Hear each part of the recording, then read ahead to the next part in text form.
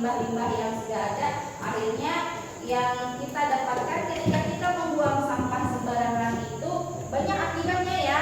Ada pencemaran lingkungan.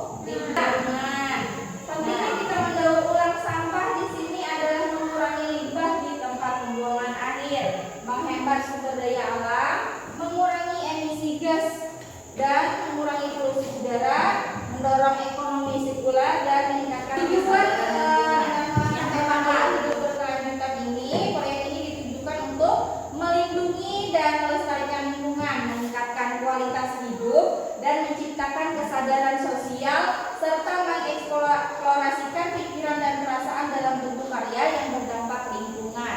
Nah, apa itu sampah plastik? Nah, sampah plastik adalah sisa hasil aktivitas manusia dari berbagai kegiatan yang tidak lagi memiliki nilai guna, akhirnya barang yang tidak berguna tadi dibuang. Nah, itulah disebut sampah.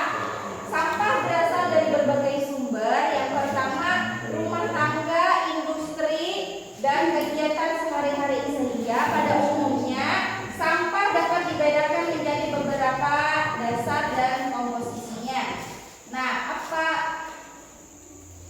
Nah, jenis-jenis sampah ada sampah organik, ada sampah anorganik. Nah, ada sampah yang bisa didaur ulang dan ada yang tidak bisa didaur ulang. Ada sampah yang terurai dan ada sampah yang tidak mudah terurai.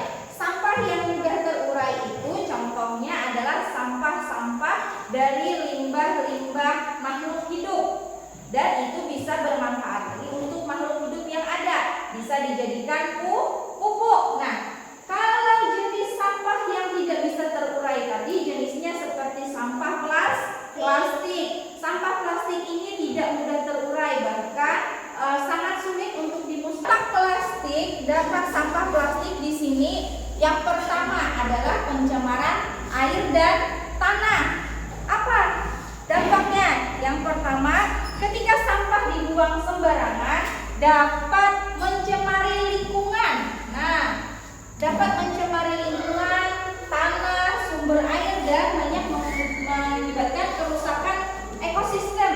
Yang pertama, kalau sampah plastik itu bisa mengakibatkan ketidaksuburan tanah ya, sehingga banyak hal